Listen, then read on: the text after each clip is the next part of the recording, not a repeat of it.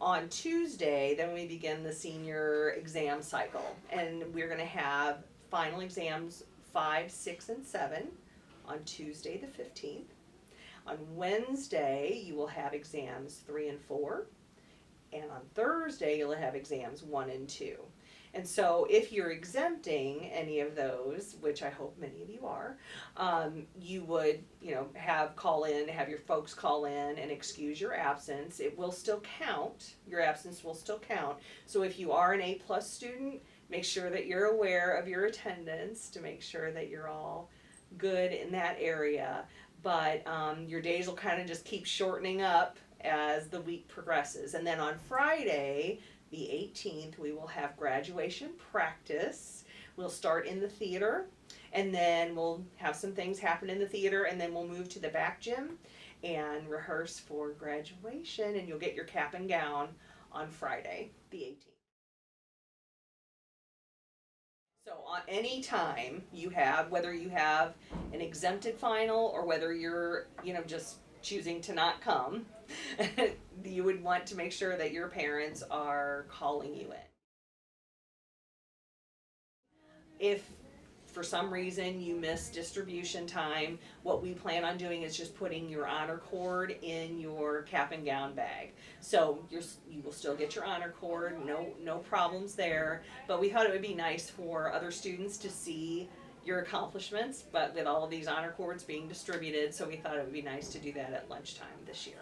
So if you've checked the lists for honor cords outside of my office, and you think, hey, I think I should have an honor cord in language arts, what I'm recommending all students do is go to the department head of that department. So for language arts, let's say it would be Mrs. Donovan, and I would send you to our department chairs because they're the ones who are calculating whether you are able to receive that honor cord, and then you can have that conversation with them and we can get you an honor cord if you qualify. So it's not a problem, it's just a matter of having a conversation with the department chair.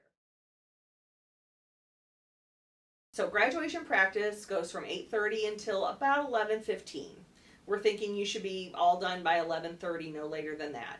You do not need to have anyone call you in. We are taking care of attendance for that day, for the afternoon, and we will have you exit the building in a special way, so that still remains to be seen. So there's a lot of surveys that you guys are getting right now, and so I want to talk about a couple of those. One of the surveys is like your postgraduate kind of work, and that is something that you received from me. So it's going to be, I think the last email I sent was for this morning, that has all of that senior exit information. You should have received an individualized link, but if you did not get an individual link, you also can access the email that went out to you on the 9th that has a generic link that you can go in and fill out. The other survey comes from the guidance office, the college and career office, and there's a survey that they need seniors to fill out as well. And then there's also transcript information that you have to get into Mrs. Hagemeyer in the college and career office. The survey and knowing if you've taken the appropriate ones. There is a report that I receive for the senior exit survey that came from me or that individualized link. So I will be able to say, you did not do this yet, you need to go do this.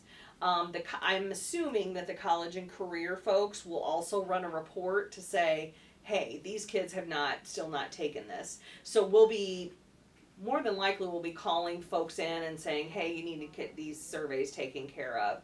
But we need to have all of that done before graduation practice, because that's kind of the big ending.